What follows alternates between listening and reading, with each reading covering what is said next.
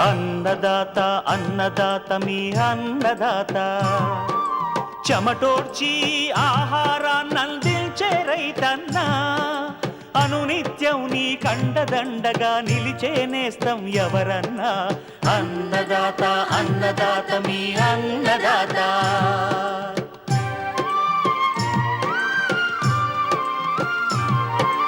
నూతన రీతుల సాగుబడికి నూరింతలు పెరిగే దిగుబడికి సూచనలిచ్చే సస్య రక్షణకు పశు పోషణకి శాస్త్ర విజ్ఞానం అందించి ముందుకు నడిపే తెలుగు రైతు భారతదేశానికి మకుటం అయ్యేలా తీర్చిదిద్దే ఆశయంతో మిమ్ము మేలు కొలిపేది అన్నదాత అన్నదాత అన్నదాత మీ అన్నదాత అన్నదాత అన్నదాత మీ అన్నదాత.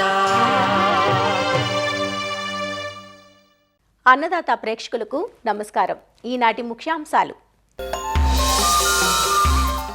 వరి విత్తనోత్పత్తి చేపట్టే రైతులు సాగు ప్రారంభం నుంచే చేపట్టాల్సిన యాజమాన్య పద్ధతులు,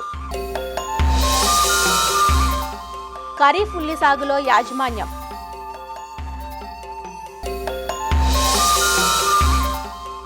క్రొత్తగా మామిడి తోటలు నాటే రైతులకు సూచనలు, ఇంకా జై కిసాన్ వ్యవసాయ సమాచారం.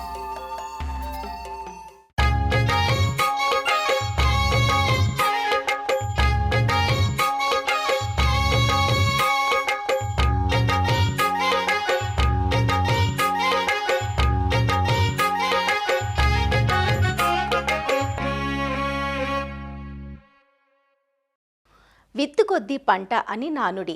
విత్తన నాణ్యత, జన్యు స్వచ్ఛతపైనే పంట దిగుబడి ఆధారపడి ఉంటుంది.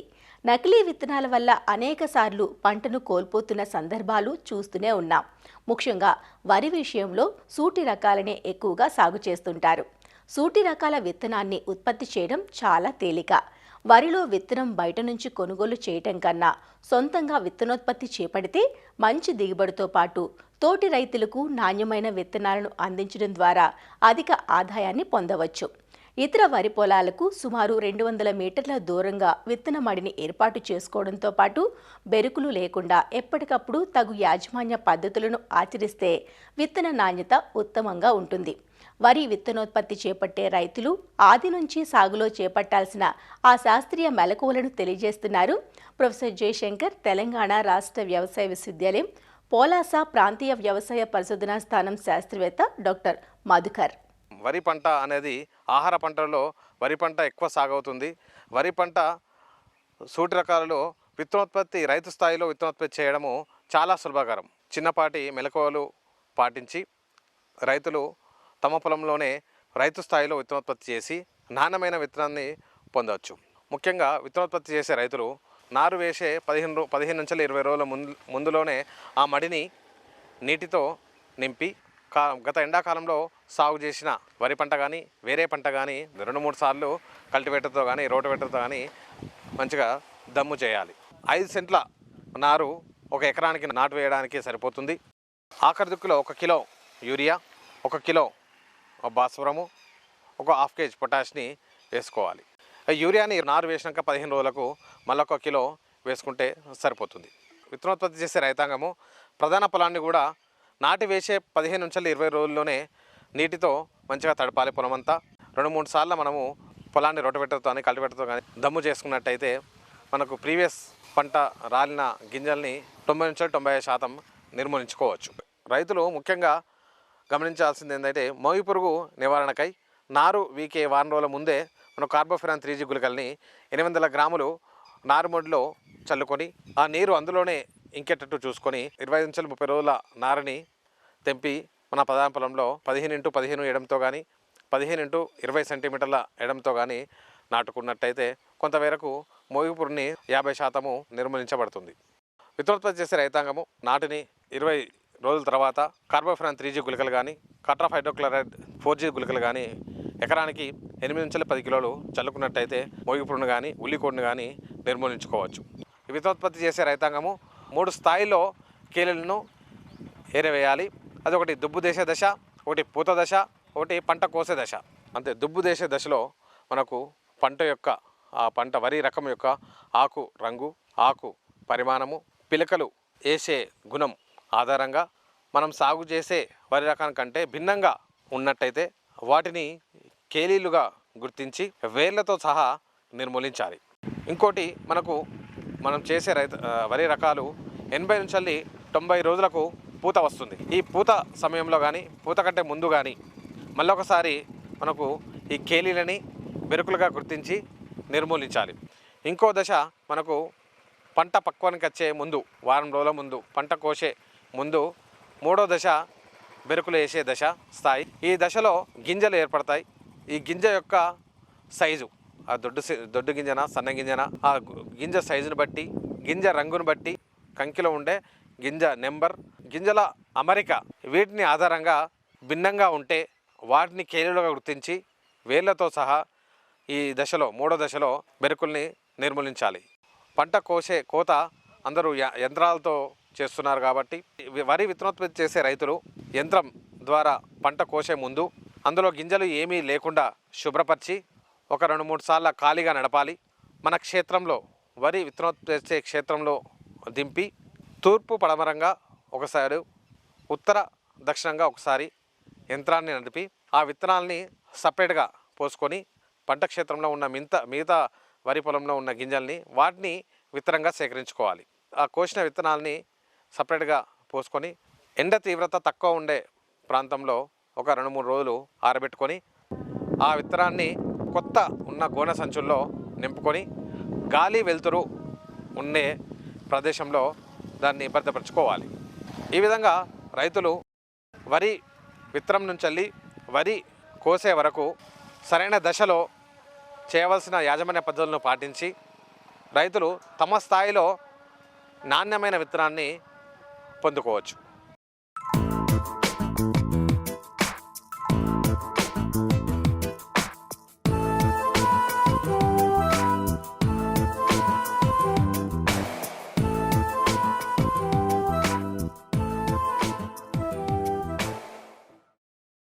ఫలరాజమైన మామిడికి డిమాండ్ పెరుగుతుండటంతో సాగు విస్తీర్ణం ఏటికేటికి పెరుగుతూనే ఉంది. మామిడిని సాంప్రదాయ పద్ధతిలో ఎకరాకు 40 మొక్కలు వచ్చేలా నాటుకునేవారు ఒకప్పుడు. అయితే అంది వచ్చిన సాంకేతిక పరిజ్ఞానంతో మధ్యస్థ, అధిక, అత్యధిక సాంద్ర పద్ధతిలో ఎకరాకు 100 నుంచి 1000 మొక్కలు వచ్చేలా నాటుకుని మంచి దిగుబడులు పొందుతున్నారు. అయితే ఎంత సాంద్రతలో మొక్కలు సాగు చేపట్టినా మొక్కల ఎంపిక, నాటే విధానం, ఎరువుల యాజమాన్యం పట్ల ప్రత్యేక శ్రద్ధ పెట్టాలి. కొత్తగా మామిడి తోటలు నాటే రైతులకు సూచనలు అందిస్తున్నారు విజయనగరం జిల్లా చీపురుపల్లి ఉద్యానవనాధికారి చంద్రశేఖరరావు. మామిడికి అనువైన నేలలు కానీ వాతావరణం కానీ మన ప్రాంతంలో ఉండడం వల్ల, దీంట్లో అనుభవం అయినటువంటి రైతులు కూడా ఉండడం వల్ల మామిడి పంట అనేది నిరంతరం విస్తరణ సాగుతూనే ఉంది. వడగాల్పులు, పెనుగాళ్ళు వీచే ప్రాంతాల్లో కానీ, అదేవిధంగా అధిక వర్షపాతం, అదేవిధంగా అధిక ప్రతికూల వాతావరణం ఉన్న పరిస్థితుల్లో మనము ఈ మామిడి పంటను అనేది సిఫార్సు చేయకూడదు. ఈ మామిడి మొక్కలను జూన్ నుండి డిసెంబర్ వరకు నాటుకోవచ్చు.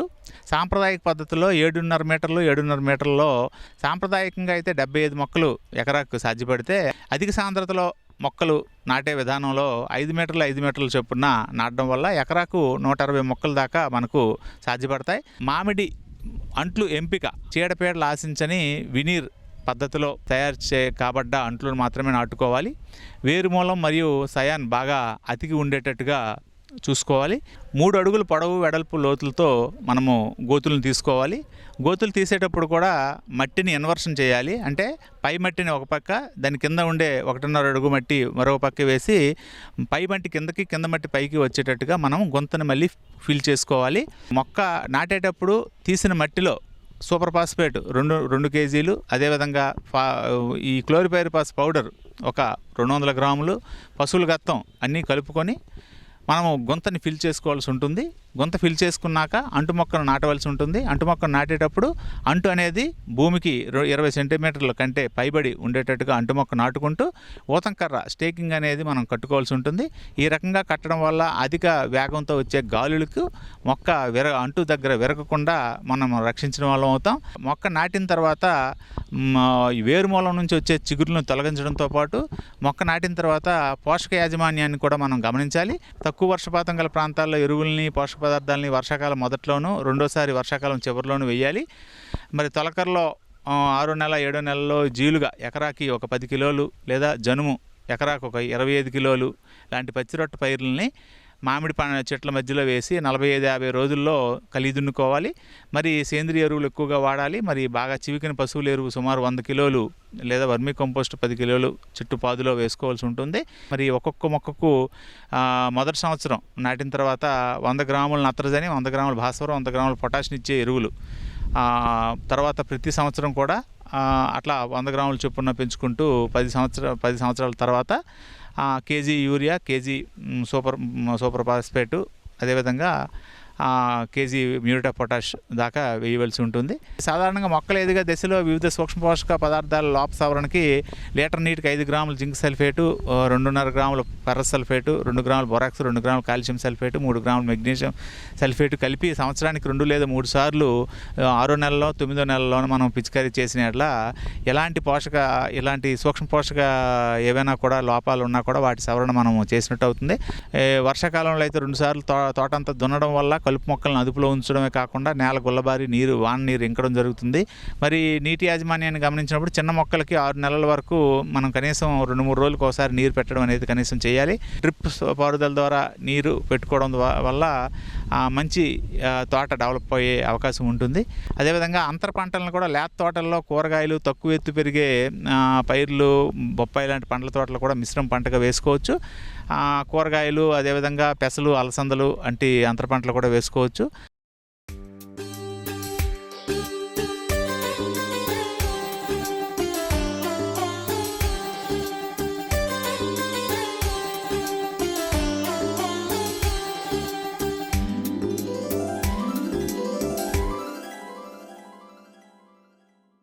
ఉల్లి లేని వంటిల్లు లేదంటే అతిశయోక్తి కాదు. నిత్యావసరంగా మనం వాడుకునే ఉల్లిని ఖరీఫ్, రబీ, వేసవి ఇలా అన్ని కాలాల్లోనూ సాగు చేస్తారు. వాణిజ్యపరంగా అధిక విస్తీర్ణంలో ఈ పంట సాగులో ఉంది. గుండె జబ్బులకు దివ్య ఔషధమైన ఉల్లి శరీరంలోని కొలెస్ట్రాల్ని తగ్గించడంలో కీలక పాత్ర పోషిస్తుంది. అంతేకాదు కంటికి, జ్ఞాపక శక్తికి, జీర్ణక్రియకు ఉపయోగపడుతుంది. ముఖ్యంగా ఆంధ్రప్రదేశ్ రాష్ట్రంలో ఉమ్మడి గుంటూరు, కర్నూలు జిల్లాల్లోనూ, తెలంగాణలోని రంగారెడ్డి, నిజామాబాద్ జిల్లాలలో అధికంగా సాగవుతోంది. అన్ని ప్రాంతాలు అనుకూలమే అయినా ముఖ్యంగా కర్నూలు జిల్లా ఉల్లి సాగుకు పెట్టింది పేరు. జూలై, ఆగస్టు మాసాలు ఖరీఫ్ ఉల్లి నాటేందుకు అనువైన సమయం. ఉల్లికి కలుపు, తామర పురుగు, ఆకుమచ్చ తెగుళ్ల బెడద ఎక్కువగా ఉంటుంది. వీటిని అధిగమిస్తే మంచి యాజమాన్యంతో ఖరీఫ్ ఉల్లి నుంచి ఎకరాకు 14 నుంచి 15 టన్నుల దిగుబడి పొందే అవకాశం ఉంది. ఖరీఫ్ సీజన్ పంట నుంచి నాణ్యమైన అధిక దిగుబడులు పొందాలంటే సాగులో ఎలాంటి శాస్త్రీయ విధానాలను పాటించాలో ఇప్పుడు తెలుసుకుందాం.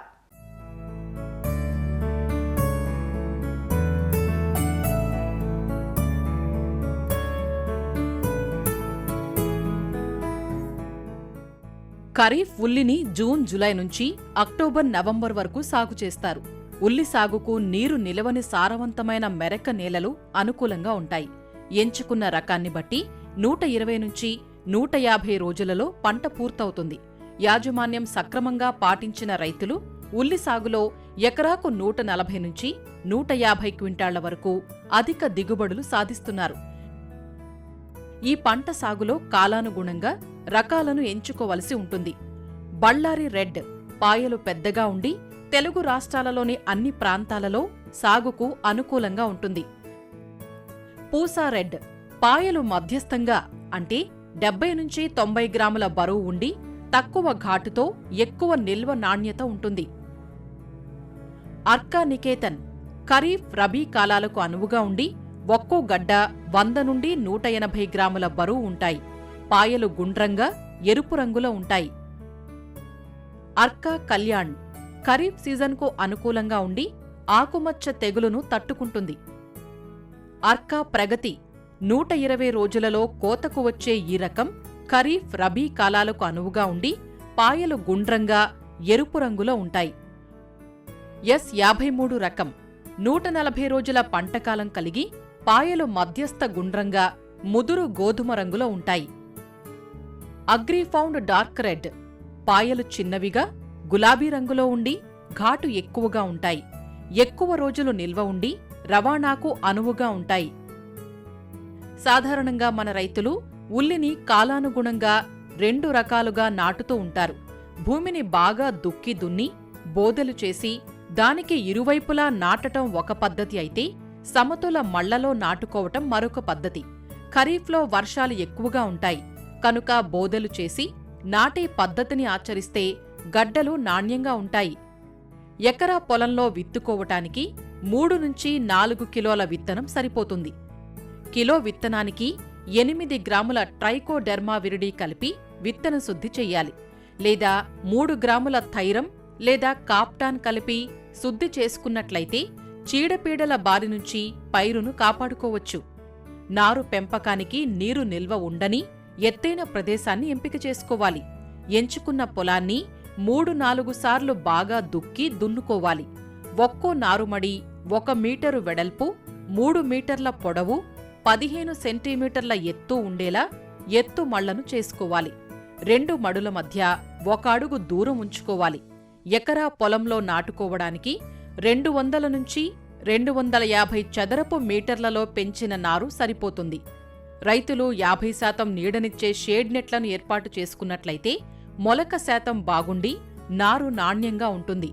నారు మళ్లను 10 రోజులకు ఒకసారి లీటరు నీటికి 3 గ్రాముల కాపర్ ఆక్సీ క్లోరైడ్ కలిపి మళ్లను బాగా తడిపినట్లయితే నారు కుళ్ళును అరికట్టి నాణ్యమైన నారును పొందవచ్చు. ఇటీవలి కాలంలో అత్యంత ఆదరణ పొందుతున్న ప్రోట్రేలలో నారు పెంచే విధానంలో నారు పెంపకం చేపట్టినట్లయితే విత్తనం ఆదాతో పాటు ఆరోగ్యవంతమైన నారును పొందవచ్చు. ప్రధాన పొలాన్ని ముందుగా 3 నుంచి 4 సార్లు బాగా దుక్కి దున్ని చదును చేసుకోవాలి. 30 సెంటీమీటర్ల ఎడంతో బోదెలు చేసుకుని బోదెకు ఇరువైపులా నాటుకోవాలి. నాటే ముందు నారును 1% బోర్డో మిశ్రమంలో ముంచి నాటటం వల్ల భూమి నుంచి ఆశించే తెగుళ్ల నుంచి పంటను కాపాడవచ్చు. ఆఖరి దుక్కిలో ఎకరాకు 10 టన్నులు బాగా చివికిన పశువుల ఎరువుతో పాటు 24 కిలోల భాస్వరమిచ్చే ఎరువులు వేసి కలియదున్నుకోవాలి.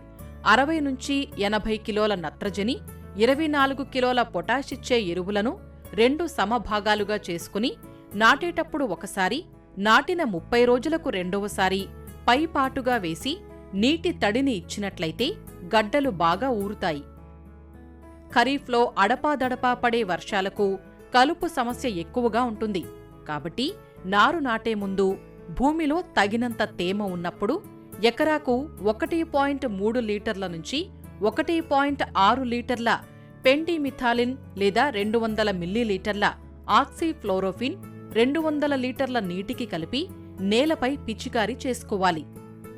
విత్తిన 35 నుంచి 40 రోజుల దశలో ఒకసారి అంతర కృషి చేసి మొదళ్లకు మట్టిని ఎగదొయ్యాలి.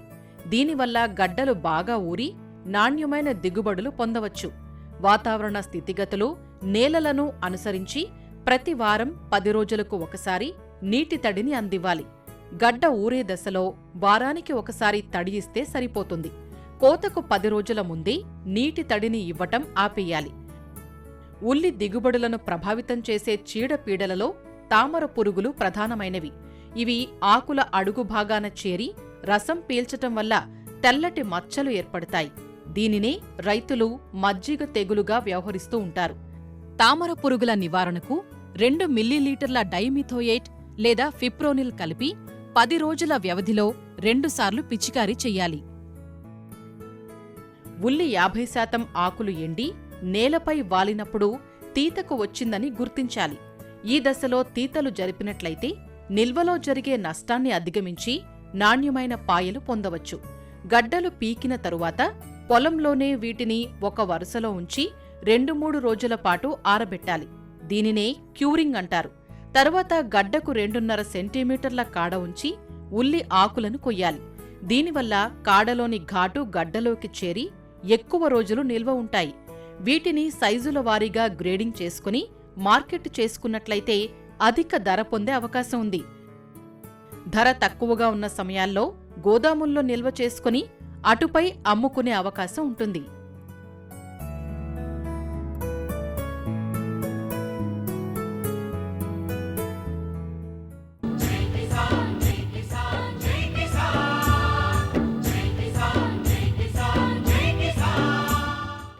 వ్యవసాయ సమాచారం ఇప్పుడు జై కిసాన్లో చూద్దాం. పార్వతీపురం మన్యం జిల్లా కురుపాం నియోజకవర్గానికి చెందిన యువ రైతు హర్ష షేడ్ నెట్లో యూరోపియన్ కుకుంబర్ సాగు చేపట్టాడు. ఆంధ్రప్రదేశ్ ప్రభుత్వ జలవనరుల శాఖ విభాగంలో విధులు నిర్వహిస్తూనే వ్యవసాయంపై ఉన్న మక్కువతో ఉద్యాన శాఖ సూచనలు సలహాలు తీసుకుని యూరోపియన్ కుకుంబర్ సాగు చేస్తున్నాడు. సుమారు 15 సెంట్లలో షేడ్ నెట్ ఏర్పాటుకు 3.5 లక్షల రూపాయల వరకు ఖర్చు చేసినట్లు రైతు చెబుతున్నాడు. ప్రస్తుతం పంట సాగు చేసి 45 రోజులు కావస్తోందని దిగుబడులు మొదలయ్యాయంటున్నాడు. మార్కెట్లో కిలోకు 22 నుంచి 25 రూపాయల వరకు ధర పలుకుతోందని, సాగులో మేలైన యాజమాన్య పద్ధతులు పాటించడంతో కాయల నాణ్యత బాగుందంటూ సంతోషం వ్యక్తం చేస్తున్నాడు. మాకున్న 2.5 ఎకరాల జాగాలో నేను రీసెంట్గా షేడ్ నెట్ వేసుకోవడం జరిగింది. 525 స్క్వేర్ మీటర్ షేడ్ నెట్ ఇది. రీసెంట్గా నేను కీరా దోస పండించడం మొదలు పెట్టడం జరిగింది. దీంతో మెయిన్ మనకు వచ్చే ఉపయోగాలు ఏంటంటే తక్కువ జాగాల అధిక దిగుబడులు సాధించే అవకాశాలు ఉన్నాయి. ఎందుకంటే ఇందులో మనకి 80% ఆఫ్ ది ఇన్సెక్ట్స్ అనేవి తగ్గుతాయి. లైట్ ఇంటెన్సిటీ కూడా మనం దీనివల్ల తగ్గించవచ్చు. దానివల్ల మొక్క మీద హార్ష్ యూవీ రేస్ పడకుండా ఈల్డ్ అనేది ఇంక్రీజ్ అవుతుందనేసి భావిస్తూ వేసుకోవడం జరిగింది. ఇప్పటికీ క్రాప్ వేసుకుని 45 డేస్ అవుతుందండి. ఇప్పటికీ మనం 500 కేజీస్ వరకు క్రాప్ తీసుకోవడం జరిగింది. 850 విత్తనాలు వేసుకున్నాను ఈ జాగాలో. టైం టు టైం ప్రూనింగ్, ఫెర్టిగేషన్స్, అలాగే ఫంగిసైడ్స్, ఇన్సెక్టిసైడ్స్ కూడా మనం స్ప్రే చేసుకుంటున్నాం. షేడ్ నెట్కి మొత్తం కలిపి మనకు 3,22,000 రూపాయలకి కేతీ కంపెనీ ద్వారా వేసుకోవడం జరిగిందండి. అలాగే మనకు ట్రాప్ క్రాప్ కింద బంతి మొక్కలు కూడా చుట్టూ వేసుకోవడం జరిగింది. దీనికి సింగిల్ స్టెమ్ సిస్టంలో ట్రిల్సింగ్ మెథడ్ యూస్ చేసి ఈ మొక్కలు అనేది ఎక్కించడం జరుగుతుంది. సైడ్ షూట్స్ ఏమన్నా టైం టు టైం ప్రూన్ చేస్తాం. ప్రూనింగ్ అలాగే స్ప్రేయింగ్ చేసి ఎక్కువ ఈల్డ్ తీసుకోవడానికి ఫ్రూట్ క్వాలిటీ కూడా ఇందులో చాలా బాగా వస్తుంది. ఎందుకంటే ఫ్రూట్ ఫ్లైస్ కట్టే ఎఫెక్ట్ అవ్వవు. మ్యాక్సిమం ఇన్సెక్ట్స్ అనేవి లోపల రాకుండా ఉండడం వల్ల ఫ్రూట్ క్వాలిటీ బాగుంటుంది. దీనివల్లే గ్రేడ్ ఏ కుకుంబర్ని మనం తీసుకోవడం జరుగుతుంది. మనకు 22 రూపీస్ నుంచి 25 రూపీస్ మధ్యలో కూడా కేజీ అనేది వెళ్ళడం జరుగుతుంది. అలాగే మనకు mulching sheet, bed width 1 metre, bed to bed మధ్యలో విడ్త్ వచ్చేసి 50 సెంటీమీటర్స్ పెట్టుకుంటాం. ప్లాంట్ టు ప్లాంట్ డిస్టెన్స్ వచ్చి 45 సెంటీమీటర్స్ గ్యాప్లో ట్రయాంగిల్ మెథడ్ యూస్ చేస్తున్నాం. ఎందుకంటే ఈ హీట్ సమ్మర్కి ఏరేషన్ ఎక్కువ జరిగి మనకి ఫ్లవర్ డ్రాప్ అనేది అవ్వకుండా ఉండడానికి 45 సెంటీమీటర్స్ గ్యాప్ అనేది పెట్టుకోవడం జరిగింది. అలాగే టైం టు టైం మనం ప్రూనింగ్ కూడా చేస్తాము. మొక్కలకి అవసరం లేని ఆకులను కూడా తీయడం జరుగుతుంది. ఇప్పటివరకు మనం 500 కేజీస్ వరకు తీసుకోవడం జరిగిందండి. 45 డేస్ క్రాప్ ఇది. ఇంకా మనం దీనికి ఇంకో 90 డేస్ వరకు టైం ఉంది. మనం 3.5 to 4 టన్స్ వరకు ఎక్స్పెక్ట్ చేస్తున్నాము. యావరేజ్ ప్రైస్ 20 రూపీస్కి వెళ్ళినా రైతు 70,000 నుంచి 80,000 రూపాయల వరకు సంపాదించుకునే అవకాశం ఉంది. మనకు ఖర్చులు 30,000 పోయినా 3 నెలల్లో 3 నుంచి 4 నెలల వ్యవధిలో 50,000 నుంచి 40,000 మధ్యలో రైతు లాభం చేసుకునే అవకాశాలు అయితే ఇందులో ఉన్నాయి. దీనికి మనకు ఉద్యాన శాఖ వారు ఎప్పటికప్పుడు సహాయ సహకారాలు అందిస్తున్నారు. సబ్సిడీ కూడా అప్లై చేసుకోవడం జరిగింది. ఇంకా అది ప్రాసెస్లో ఉంది. సంప్రదాయ పంటల సాగుకు భిన్నంగా యూరోపియన్ కుకుంబర్ సాగును ఎంచుకున్నట్లు రైతు చెబుతున్నాడు. ఉద్యాన శాఖ సలహాలు సూచనలతో పంట ఆశాజనకంగా ఉందంటున్నాడు. మరిన్ని విభిన్న అంశాలతో రేపటి అన్నదాతలో మళ్ళీ కలుసుకుందాం. నమస్కారం. అన్నదాతలు తమ సందేహాలు, సమస్యలను 1-800-425-4085 టోల్ ఫ్రీ నంబర్లో ఉదయం 10 నుంచి 11 గంటల మధ్య పని దినాలలో సంప్రదించగలరు. ఈ కార్యక్రమాన్ని యూట్యూబ్లో www.youtube.com/annadata ETV లింక్ ద్వారా వీక్షించవచ్చు.